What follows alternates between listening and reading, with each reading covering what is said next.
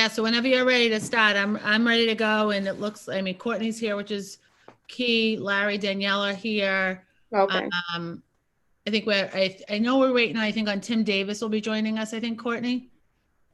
Right? Yeah, but we can, I think that Should we we're start good with to get started. Yeah.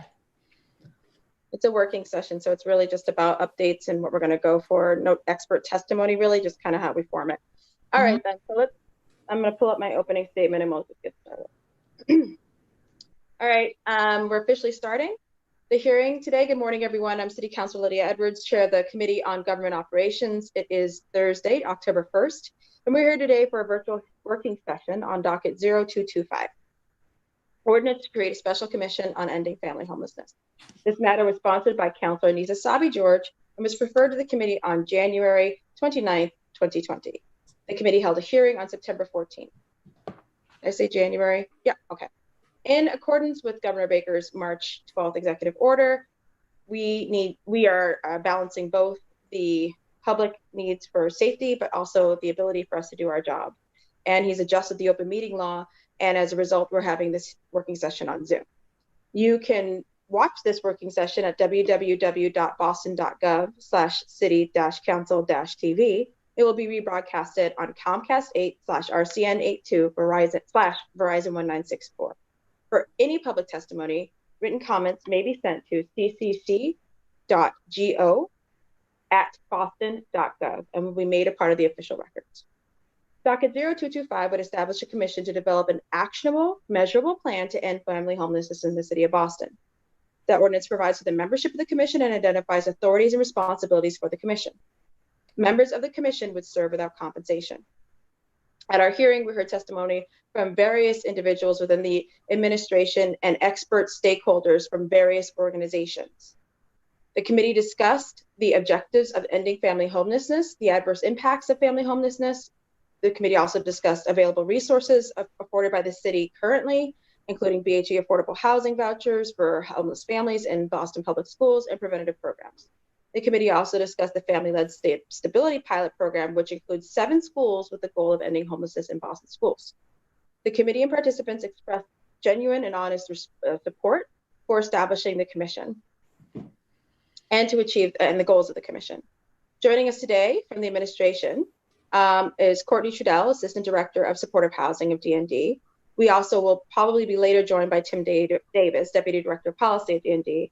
We also have, or will be having possibly, Christy Staples, Vice President of Mind the Gap, United Way of Massachusetts, Danielle Ferrier, CEO of, there are my notes, Heading Home, and Larry Siemens, President of Family Aid Boston. I'm going to now turn it over, before I turn it over to the lead sponsor to kind of direct the agenda of today's working session, I just want to acknowledge my colleagues who are here with me. Along with lead sponsor, Councilor at Large, Nisa Sabi-George, we've also been joined by District 2 City Councilor Ed Flynn and District 9 City Councilor Liz Braden and District 8 City Councilor Kenzie Bach. Yep. And so right now, I'm going to turn it over to Councilor Sabi-George. Thank you, Madam Chair. Thank everyone who's here with us this morning to sort of roll up our sleeves and edit and work on this commission ordinance so that we could move on it. My hopes for today, just for this session, Madam Chair, are that we get through some of these, the sort of thematics around any text changes, and whether or not we fine tune them today, that's not as important. I think we can do that offline. I think that's probably appropriate for us to do offline. But my hopes are that we talk about sort of the larger thematic changes and some of the general, have sort of general conversations around any changes and modifications and amendments to this commission before us. And one piece in particular that I'd like to discuss is, and maybe lean on the administration or you, Madam Chair, to better understand, is how we do compensate for 1 or 2 members of the special commission for those that are experiencing homelessness, because it's important for us to include those voices in this work. But we also recognize it as being an important element to be able to compensate them for their time. And I think maybe Courtney from D&D can talk about that a little bit. So that's that. And then also an understanding of how and perhaps a conversation around how some invitation to the special commission will work, especially around some of the state partners in this work, because they are critical to be a part of this commission as well. So that's it for me. I'm just grateful for everyone's support and effort and work and thought that to get to this point. But my hope is that today is our last sort of official session on this prior to bringing it amended and modified before the body as a whole. Thank you, Madam Chair. Thank you. So what we could do, if it seems appropriate, is just go right to each of the guest panelists. We could ask to see if anybody would like to make any opening statements of my colleagues, but we could also, just go right to the expert panelists or stakeholder panelists and see if they have any immediate response or reaction to the language of the ordinance. And then also, I have some genuine questions too for you about the ordinance, and we could just do that. Does that make sense? Perfect. Thank you. Okay, so we'll start. I see we've been joined by Tim and Courtney. So why don't we go ahead and start with the administration with any of your thoughts. Oh, excuse me, I apologize. My colleagues, if any of you had any brief statements. We could start. It would be Councillor Flynn, then Braden, then Bach. Thank you, Councillor Edwards. I'll be very brief. I want to say thank you to Councillor Asabi George for sponsoring this ordinance, and to Councillor Edwards for chairing this working session. Having actionable plans that can help us end family homelessness in Boston is something that I think we all support. I know having a special commission where we can come together and coordinate plans and come up with ideas is a great way to do that. Having stable housing is critical to our families and children as we continue to face a housing crisis in Boston. And with the pandemic impacting our economy and employment, we're going to see more and more families facing homelessness later on. So I'm here to learn more about the hearing, about the special commission. And again, want to say thank you to Councillor Asabi George, to Councillor Edwards, and for Mayor Walsh's team on their work on the homelessness issue across the city. Thank you, Councillor Edwards. Thank you. Councillor Braden. Thank you, Councillor Edwards. This is a hugely important issue. I'm not going to take a whole lot of time.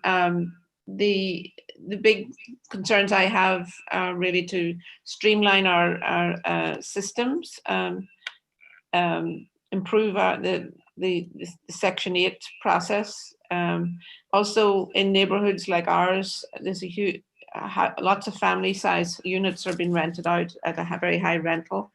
So also to try and explore ways to incentivize landlords to rent to families. So it's a complicated problem, and I'm really welcome this commission because I think that we can take a very broad view of all the different issues and trying to get some solutions. So I really thank you for everyone for being here this morning. Thank you. Councillor Bach. Thank you, Madam Chair. I think we should get right to it. I'm very grateful to Councillor Asabi George for proposing this and looking forward to the working session. I think it's hugely important, but I won't take any more time. Thank you very much. We'll just turn it right over to Tim and Courtney from DND. Again, talking about this idea, any specifics within the language, questions. Hi, this is Tim Davis. I'm Deputy Director for Policy Development and Research at the Department of Neighborhood Development. We are very pleased to be here today. This is such an important issue for the work of our department, but also for the city as a whole. It is our supportive housing division that does all the yeoman's labor of working on this issue so much. And so instead of me talking endlessly, I'm going to turn it over to Courtney Trudell, who is our expert in this area and can speak much more directly to the language of the ordinance. Thank you. Thank you, Courtney. Thanks, Tim. Hi, I'm Courtney Trudell. I'm the Assistant Director of the Supported Housing Division. Very excited for the working group on this ordinance and the work that has gone into it and the attention that it's getting. Overall, the department is very supportive of the commission and the position that we've been able to put forward in the FY21 budget to be able to support the work of the commission. We do have some comments in regards to some pieces of the language. Overall, given the inequities that are playing out in our emergency shelter system on the individual side as well as the family side, it seemed appropriate that the ordinance would make mention or acknowledge some of those inequities in either the membership of the commission or in the charge of the commission as they're looking at some of those system-wide gaps. Additionally, with the commission membership, we see an opportunity to tie the work very closely to the Boston Continuum of Care, which the Supported Housing Division is the lead agency for coordination. The Continuum of Care has over $30 million worth of federal and city resources that are going to homeless services programs, and will be a key player in how some of the solutions that this commission outlines in its plan, how they will be implemented long-term. So including the Continuum of Care might be a benefit for being able to secure some of those resources or prioritization of those resources up front. There's also an opportunity to increase more partner agencies that are either participating in the roundtable or participating in other solutions and other programs that are serving families that are experiencing homelessness. So in addition to the 3 roundtable members, it may be helpful to include specific advocacy groups or specific housing developers or housing partners that are going to help contribute to the solutions that the commission identifies, and also employment services providers that are working with some of these families as they're trying to stabilize in their long-term housing solution. And then finally, I think there's an opportunity, as in the membership composition, also in the duties and responsibilities, to also highlight the continued coordination with the Continuum of Care, so that the commission and the Continuum of Care are working together and in concert to fund the programs that the commission will find to be most successful, and then long-term be able to support these programs through some of our federal resources. Thanks for the opportunity to share this with us. I'm happy to go into more detail if there are questions. And actually, finally, I did skip over something very important in regards to compensating members who would be participating. So households with lived experience of homelessness. Currently, the Continuum of Care does pay for their experience and expertise on other committees and commissions and working groups that they serve on. And we do this primarily with individuals and young adults right now, and would be happy to be able to fund that through our Continuum of Care planning grant going forward for families that would be serving on this commission or that would be serving in other Continuum of Care leadership and policy development opportunities. Thank you. Thank you. Madam Chair, if it's okay to just go ahead and get feedback from all the panelists or expert stakeholders. Okay. And Madam Chair, you're Madam Chair. You're technically, thank you. If we can't laugh sometimes. I do, I really do. I meant as the lead Yes, sponsor. no, thank you. No, I think that it would be good to just sort of hear from everybody and then we can have a more open discussion dialogue. Very well, thank you again. So just going in, I think I listed some of the names. We had Christy Staples. I see she's here. Yeah, I'm not sure. I mean, perhaps whoever would like to sort of speak next, I think would be great. I don't know if they had a predetermined order from some of the conversations. So Danielle? Sure. Thank you all for having me and having me join the discussion.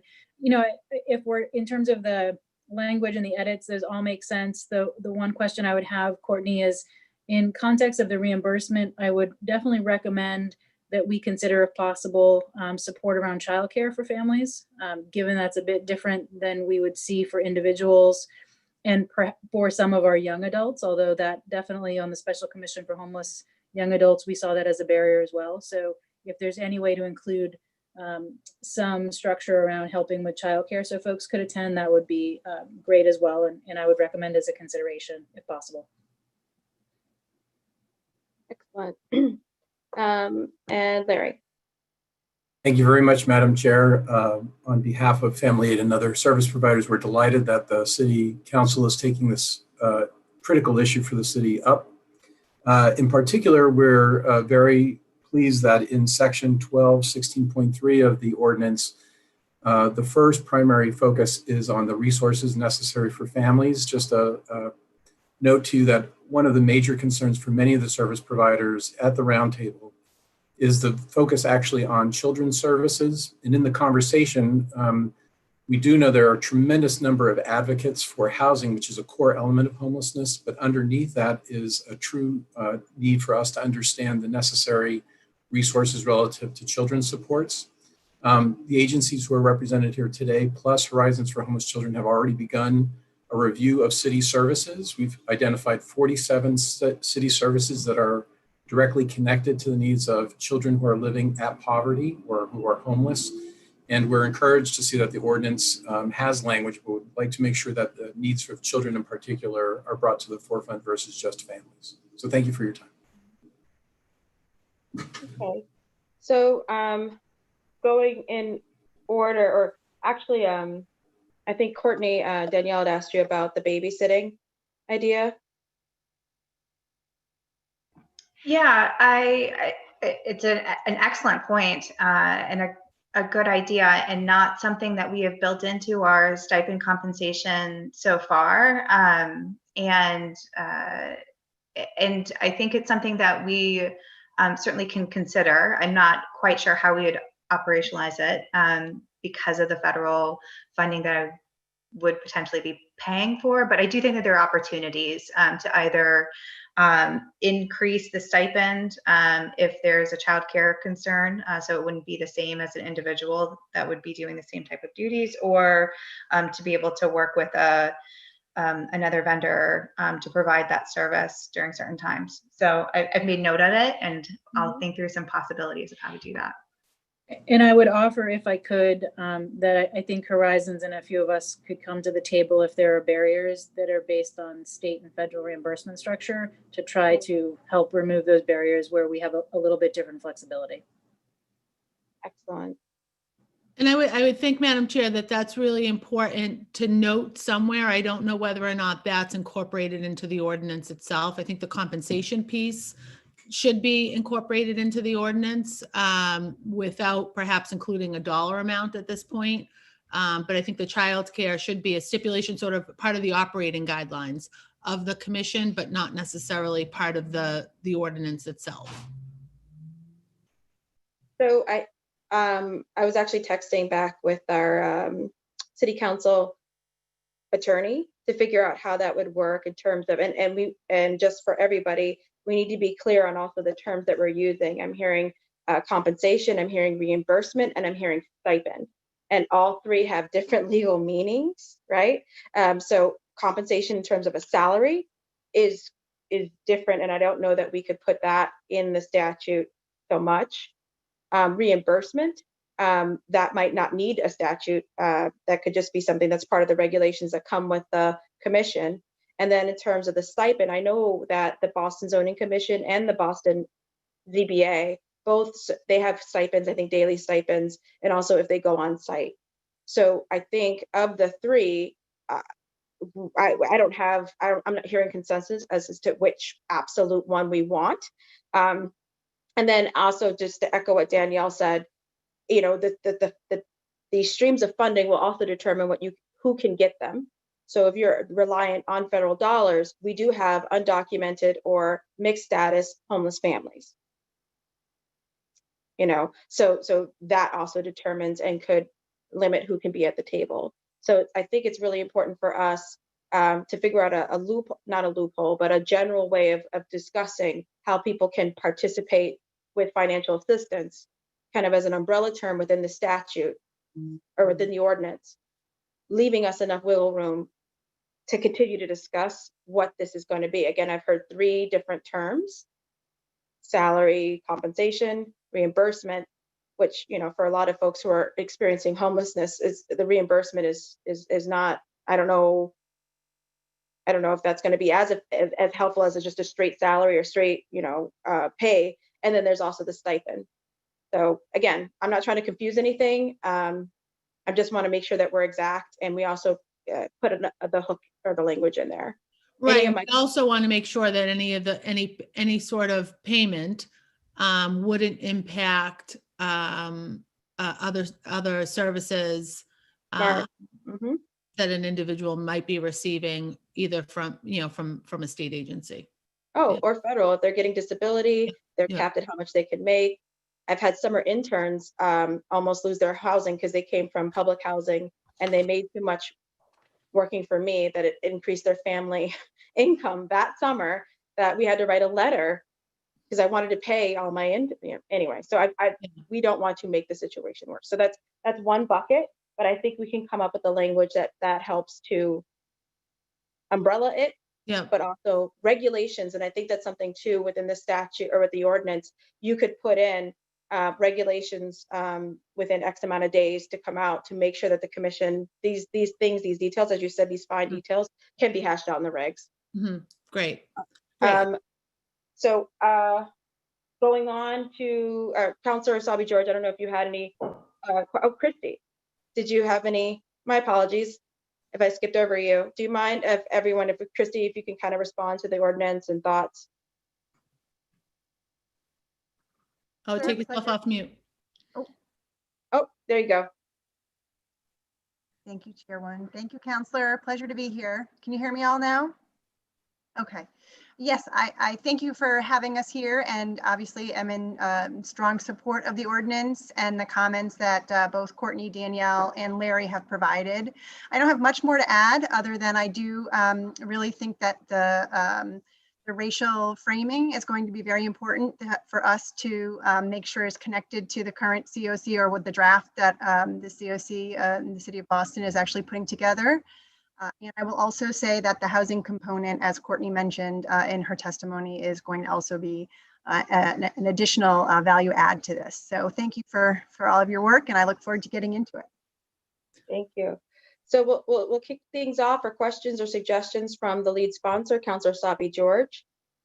Thank you, Madam Chair. And I think that this conversation so far has already been very helpful. And the question I have for the panel that's here today, but also my colleagues to inform, is I've sort of prescribed through our work with the shelter providers a list of who we think the members should be. And I think that some of the suggestions this morning for additional members is very thoughtful and I think important to include.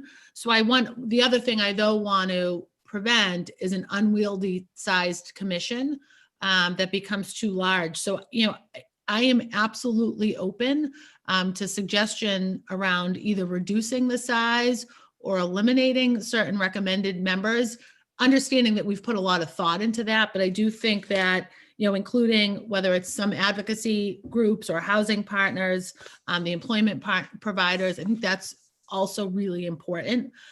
So if we want to have sort of a robust conversation about who's a member and why, and then the additional component to that is of those groups, for example, we want, and this is actually a piece that isn't negotiable for me, but we want 3 members of our family shelter providers to be at the table. And that's really important to me, that their voice continues to play a loud role in this work. But one thing that we need to do at the family shelter, at the round table, we're in sort of an ad hoc, you know, we came together, we're very much organized and very much structured, but we're not a formal organization. So we would need to, as a round table, sort of formalize some of our proceedings and then formalize the process in which 3 of those members would be designated to the commission. And that's something that we would need any one of these seats, commission seats, to also identify. How would the Boston delegation identify the state representative? How would the Boston delegation identify the state senator to sit on this commission? So I'm open to a discussion around those seats and who sort of owns those seats, and then the process by which we're asking them to identify and share with the with the commission, how those appointments would be made. If for people's education, if they don't have a copy of the ordinance, or of the ordinance in front of them, Madam, I'm going to do it again. Yes. I'm So- going to just lead off the list, or could you lead off the? Yeah, I'm happy to read the list. So it's a member of the Boston City Council, designated by the city council president, as we do on other commissions here in the city today. The mayor, the chief of health and human services, the chief of housing, the superintendent of schools, the governor, the secretary of health and human services, the secretary of DHCD, a state rep, a state senator from the Boston delegation specifically, a representative of a child care provider who specifically works with homeless children, a representative of emergency food distribution, 3 members of the Family Shelter Roundtable, and three representatives who have family homelessness or housing insecurity lived expertise. Three members from that. And all of those positions are or their designee. So the mayor or the designee, the governor or the designee, the chief or the designee. But I think you were getting back to then, how do we pick who is the representative of Emergency Food Distribution Center, an emergency provider? One example that we have right now is for the ZBA. We basically say these are the organizations from which the mayor can pick, a person, Mhm, and those organizations, they have a role to play. They put forth their suggestions, mhm. right? And then the mayor appoints. And if you wanted to make sure there was still, city council could then confirm. That way there's a real back and forth. So, all these stakeholders, I'm sure, can think of people they would like to have put forth for that particular idea. And we could list the stakeholders that we think come under that umbrella. They produce, the mayor could appoint, the council could confirm. Or if you wanted to go to the city council, then the mayor confirms. But, I think to really make sure that the pipelining is what you were thinking about, right? And then in terms of the Boston delegation, every year they have whoever is appointed that year The from chair. the state house, the chair can appoint. So those are just suggestions I have. My other question though to that, so and I appreciate that. I think that's perhaps that listing is the way to do it. I don't know. I don't think that ends up in the ordinance. I think that's part of the procedures, or maybe it is Right. part of the ordinance. Mhm. But the other question I have for the larger group here with us today is, are these the right positions? Are these the right spots and or the designee? So I don't know whether we go through each of them now and have sort of an open discussion, or if anyone has. So we've had some suggestions about add-ons, which I support the desire to add on to represent certain interests. But then we do have a fairly large commission. Go ahead, Danielle, or if you don't mind, Madam Chair, Danielle has. Yeah, no, of course. So one question or thought is to think about the difference between the governing body and the working subgroups. And is there a way to balance the structure and the wide net that we need to cast within the working groups, so that you have a manageable committee, and then working groups that ensure that they expand the expertise and who's at those working groups? Just one thought and way I've seen it done on some special commissions. So a larger commission is okay, because then there'll be working commissions that are slightly smaller, rolled up sleeves, focused on different areas, and thinking about sort of the charge, the responsibilities and the authority that what Larry was talking about earlier, the 12-16-3, identify, discern, conduct, and that's sort of what the committees would lead to that work. I see Larry nodding his head. Yeah. I mean, so you could do it one of two ways. You could have a larger commission and very clear working groups with representation sitting on the working groups that cover, right? They each have a charge. Those typically, ideally, to get to a year deliverable, would need to be formed very fast out of the gate, right? You need to know what are the buckets that are the working groups. And if there are people that are not sitting on the actual governing body of the special commission, ideally you'd bring them into the working groups to expand your expertise, right? And so that it would allow you to have multiple buckets of providers, different folks at the table, that's even bigger than the governing body. If that was one, I mean, you could argue the other way to do is have a bigger governing body. That gets a little bit harder sometimes in some of the special commissions I've seen, but I understand why you want that too. So I think there's a couple ways to structure it operationally that could get you the wide net of different industries and expertise, but still be manageable and productive. A question to the sponsor. Oh, Councilor O'Malley has also joined us today. Councilor O'Malley, if I'm going to quickly ask a question, but afterwards, if you had any opening remarks, feel free. I don't see him yet on the screen, Madam Chair. I just promoted him. You're He right. should be. He should be And I coming. know Larry had something to add, and perhaps Please, Councilor Larry. Flynn. Larry. Oh, thank you, Madam Chair. Just as a following up on Danielle's comment, a model maybe for consideration would be the very, very effective model that the Department of Neighborhood Development used for unaccompanied youth, that basically utilized the structure that Danielle had just talked about, where there was kind of a coordinating group, and then there were breakout and working sessions for different elements of unaccompanied youth needs for homelessness.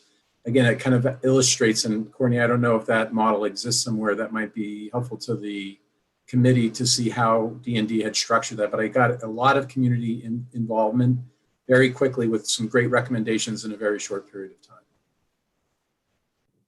Sure, I can share that membership list and all of the committees that supported that. It was a broad leadership group, and then many community partners that were not part of leadership, but felt very passionate to move those solutions forward.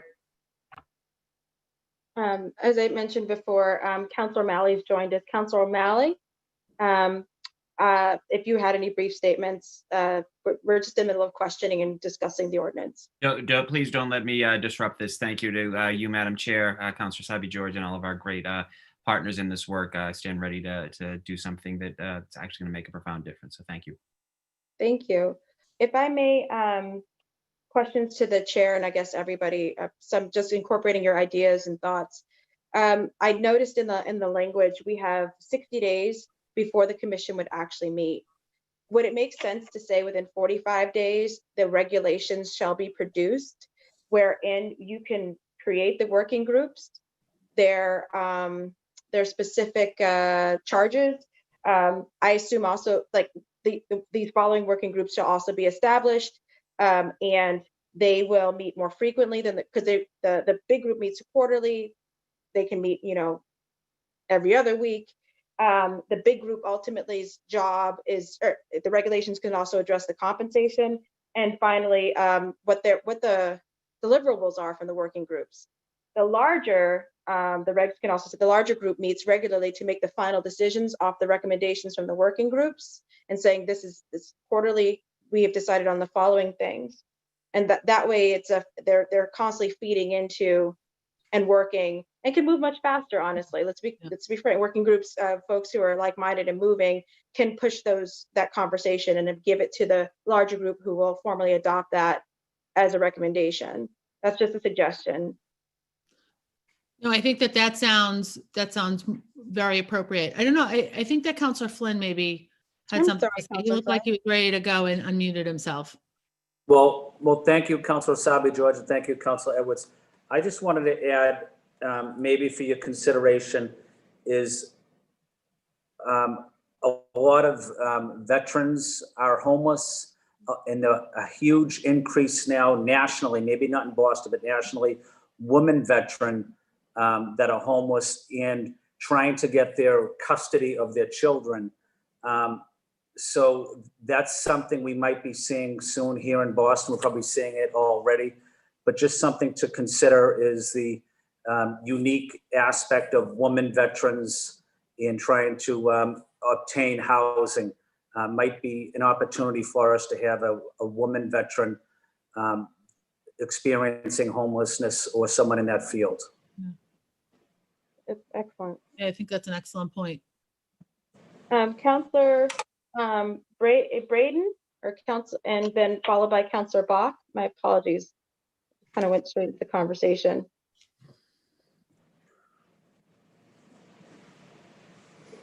Okay, Councillor Bach, I think she may have had to step away. Oh, there she is.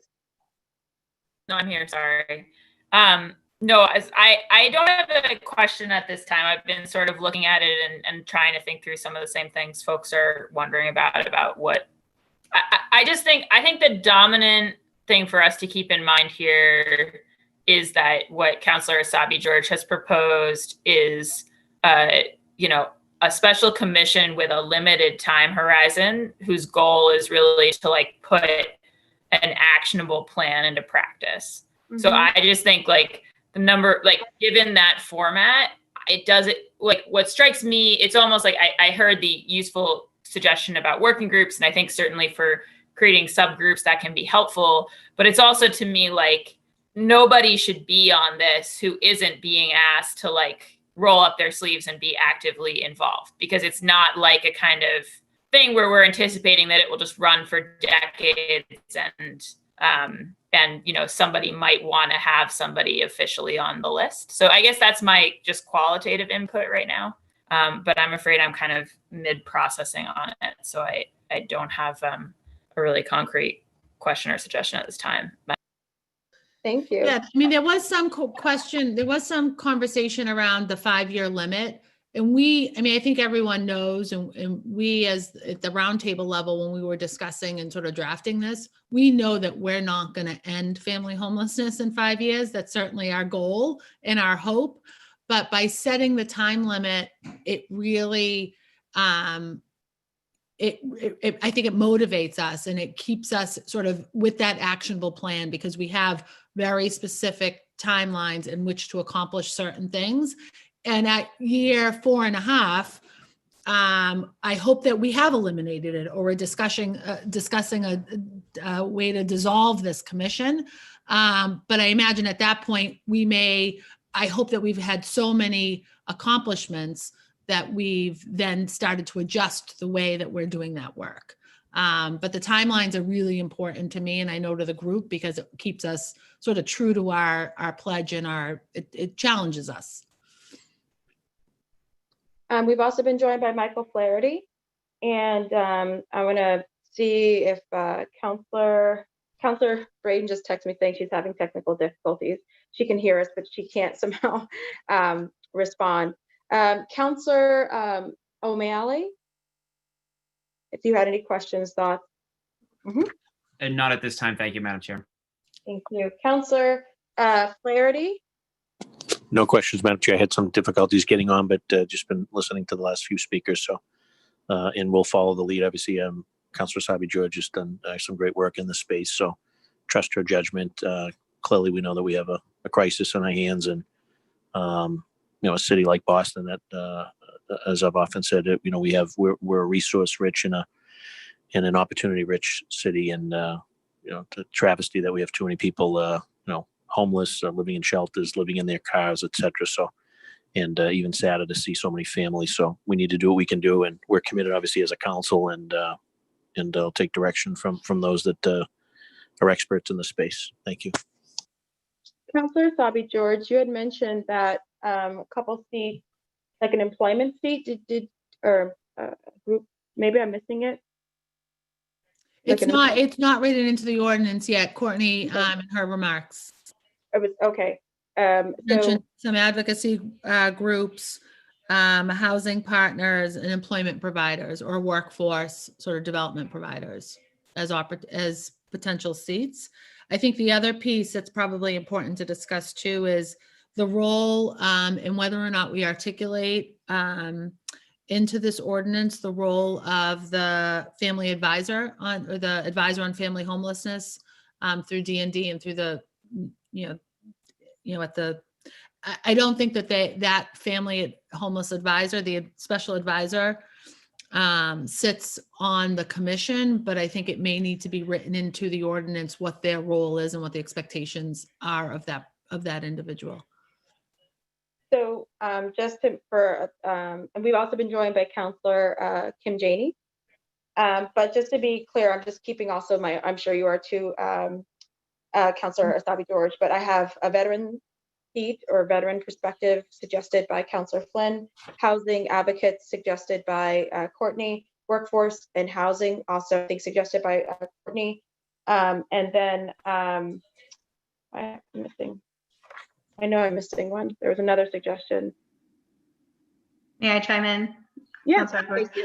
So it was a housing partner, not just a housing advocate. There was a housing advocate or homeless family advocate, but a housing partner, a housing developer. And then the one thing that didn't make the list was a seat for the Continuum of Care. Oh, it's COC. What are your thoughts, Councillor Asabi George? I see you raise your hand, Danielle. Go ahead. In terms of the counselor's suggestion about veterans, I think what I also heard the counselor talking about was reunification, right? The reunification as a piece. I would recommend, and I don't know that this needs to go in the ordinance, so I defer to those of you the expertise there, but if we look at the federal laws around Family First that came into effect this past summer for child welfare, there's direct linkages there and service dollars around keeping families together so that children aren't removed. And so it would just be a recommendation, and maybe that goes into the working group, but you're talking about reunification, and I might call that out in addition to veterans as one subgroup that you would focus on for reunification purposes. So that was actually going to be my question to the sponsor. I'm missing the name of the organizations, the Department of Child Welfare, DCF. DCF for Massachusetts, it's Department of Child Welfare. Would that make sense? Yes, if we don't have them on, and reunification will be a focus, I would strongly suggest we have somebody from the department join us. Yeah, I mean, I'm open to having an individual representing DCF, ideally the commissioner or their designee. Councillor Janey, just to bring you up, we were just literally going through the ordinance itself and making suggestions for who could sit on the commission, making suggestions for, talking about compensation of the members. And it's a free-flowing conversation. I want to give you the opportunity to introduce yourself and add any thoughts. So much, Madam Chair. Just wanted to say thank you and extend my gratitude to the maker. This is really important. Since I'm coming in late, I will continue to listen on. I may have to jump off early, but I'm glad to see that this conversation is continuing and will contribute however I can and support however I can. Thank you. Thank you. Just going back then. So again, for my notes, I had additional seats. And oh, I got a text message from Councillor Braden, but she suggested metro housing. Is that what you meant? I think, Courtney, was that part of your housing developer or housing partners?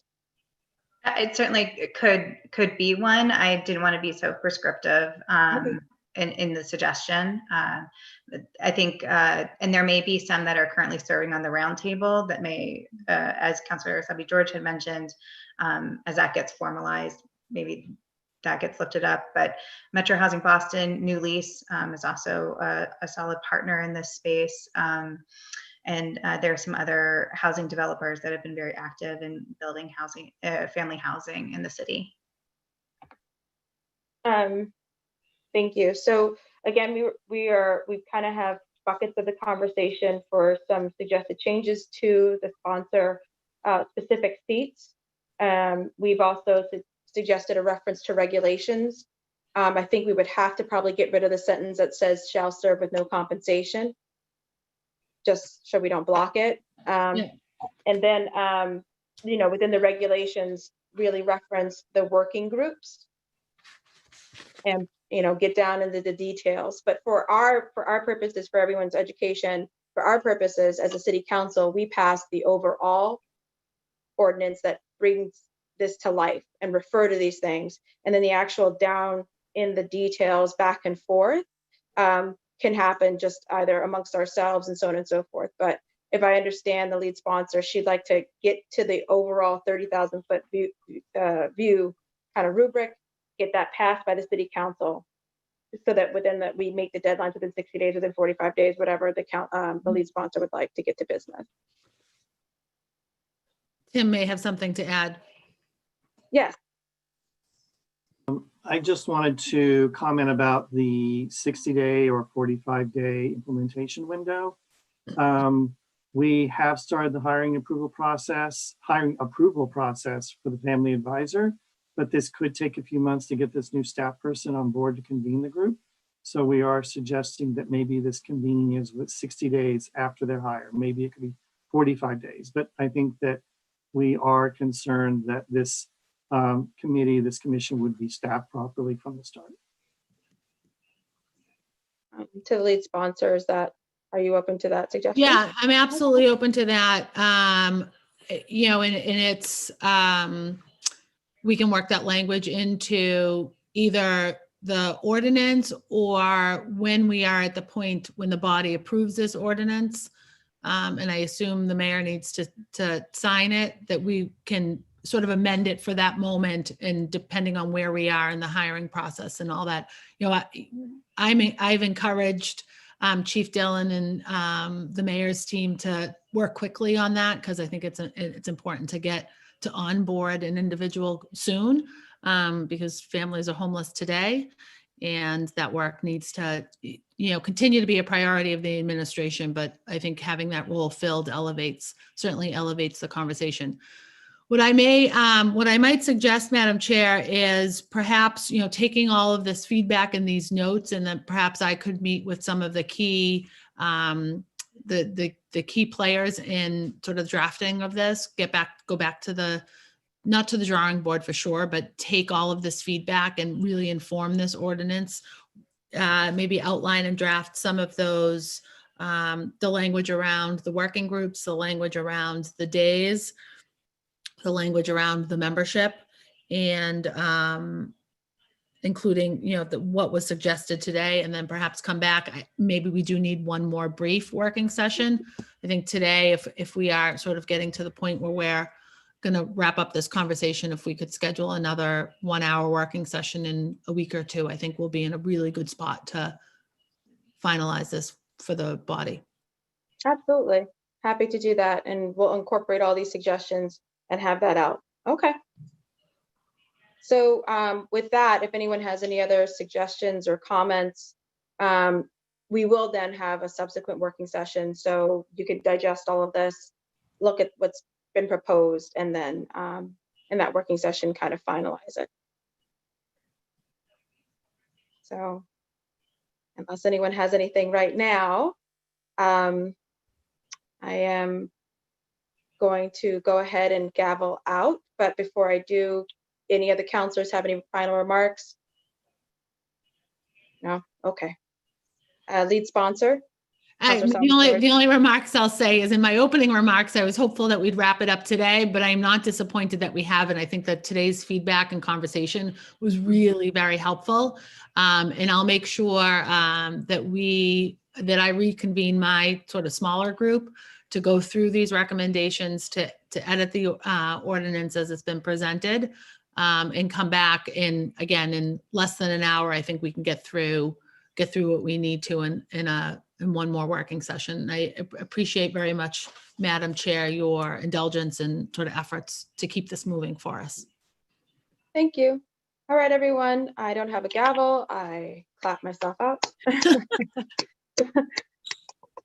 All right. Thank you, everybody. Thank you. Bye-bye. Thanks, everybody. Bye. Thank you, Counselor. Bye.